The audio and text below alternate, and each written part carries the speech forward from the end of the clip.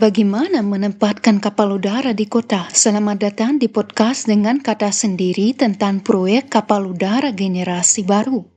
Saya Alexander Minko dan hari ini kita akan membahas di mana kapal udara akan ditempatkan saat beroperasi.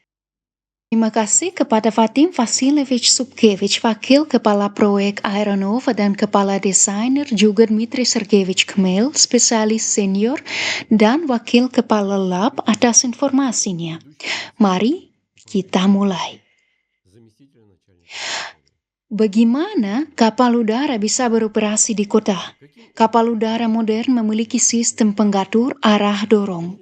Dengan teknologi ini, kapal udara bisa mendarat atau lepas landas di area yang luasnya sekitar 4 kali panjangnya.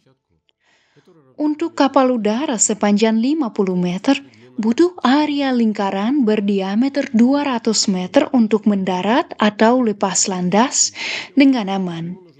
Area ini harus bebas dari gedung tinggi, kabel listrik, atau pohon tinggi yang bisa menghambat pergerakan. Memang bisa menggunakan area yang lebih kecil, tapi risikonya lebih tinggi.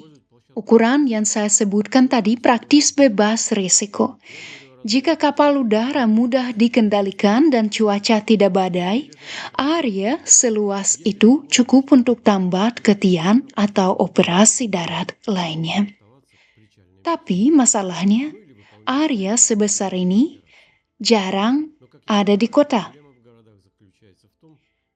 Di luar kota lebih mudah menemukan area seperti ini. Karenanya, lebih praktis mengoperasikan kapal udara saat ini di luar kota. Bisa terbang di atas kota, tapi untuk mendarat dan mengangkut penumpang sebaiknya di luar kota atau tempat yang lebih lapang. Tapi bukan berarti tidak ada pilihan lain. Teknologi terus berkembang, kapal udara baru akan punya kemampuan manuver lebih baik. Area yang dibutuhkan akan jauh lebih kecil. Penelitian teoritis sudah menunjukkan ini. Meski belum ada kapal udara seperti itu, membuatnya bukan hal sulit. Teknologi modern, otomatisasi, dan sistem komputasi sudah sangat maju. Lihat saja SpaceX yang bisa menangkap dan mendaratkan roket tahap pertama tepat di landasan peluncurannya. Jadi, pada dasarnya masalah ini bisa diatasi. Jika ada kebutuhan mendarat di atap gedung kota, saya yakin ini bukan masalah besar.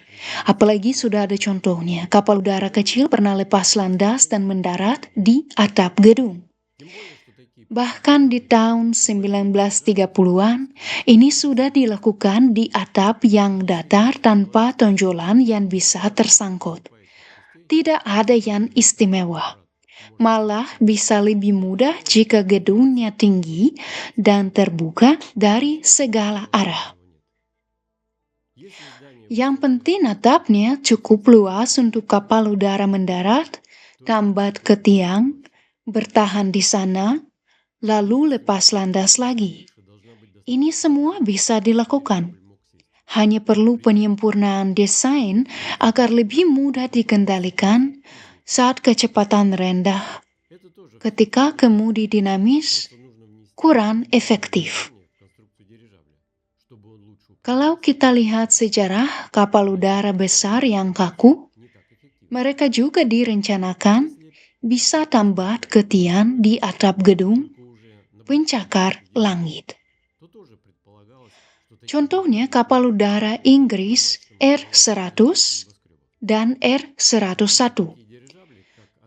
Mereka dirancang untuk tambat ketian tinggi menggunakan titik tambat di bagian depan. Sistem ini memungkinkan mereka bertahan bahkan dalam cuaca sangat berangin. Jadi, membuat kapal udara yang bisa tambat ke tiang di puncak gedung tinggi bukan masalah besar. Ini sangat mungkin dilakukan. Kapal udara bisa tambat ke puncak gedung pencakar langit selama tidak ada hambatan di sekitarnya. Contoh menarik dari sejarah. Empire State Building dibangun dengan puncak yang kuat khusus untuk tambatan kapal udara. Kapal udara di masa lalu punya perangkat di bagian depan untuk tambat ke tiang tinggi. Mereka mendekati tiang dengan tali tambat yang kemudian ditarik ke sistem penggait. Teknologi tambat ke tiang tinggi sudah teruji. Mereka tahan cuaca buruk karena bisa berputar mengikuti arah angin, bergerak ke segala arah, termasuk naik dan turun. Kami berharap banyak gedung bisa dimodifikasi untuk tambatan kapal udara berbagai ukuran. Memang kapal udara butuh hanggar untuk operasi normal. Tapi bisa juga dikembangkan cara penyimpanan tanpa hanggar untuk jangka panjang. Kapal udara sangat cocok dengan kota, tidak harus berbasis di sana. Cukup terbang di atasnya. Ini sudah terjadi karena kapal udara dianggap cukup aman. Sering digunakan untuk iklan. Di sekitar Paris, kapal udara NT melayani wisata. Di negara kita juga banyak objek wisata menarik. Orang-orang pasti tertarik membeli tiket untuk terbang melihat Petersburg, Moskow, Jalur Emas, Taman Nasional, dan seluruh negeri. Memang di Moskow ada kekhususan. Ruang udaranya tertutup untuk kebanyakan pesawat. Meski Alexander Nikolaevich Kirill pernah terbang dengan kapal udara di atas Moskow tahun 90-an. Masalah ini mungkin akan terselesaikan nanti. Lagi pula, helikopter masih bisa terbang di atas Moskow saat diperlukan. Kapal udara bisa menjalankan fungsi yang sama, misalnya tugas khusus pemadaman kebakaran. Kota dengan ruang udara lebih terbuka seperti Petersburg, Sochi, Crimea siap untuk dilalui kapal udara. Kami ingin mengingatkan kemampuan terbang kapal udara dan membuat sistem tambat untuk area terbatas. Mulai dari kapal udara ukuran sedang sekitar 40 meter yang bisa masuk hanggar kecil di dalam kota. Misalnya di lapangan Tushino, area perairan di Moskow dan sekitarnya. Kapal udara bisa mendarat dan disimpan di hanggar di sana. Prioritas utama kapal udara yang kompak ini tidak hanya untuk pemantauan yang penting bagi kota, tapi juga bisa mengangkut kargo. Mereka harus bisa menurunkan muatan tanpa mendarat, atau mendarat sebentar untuk memuat barang.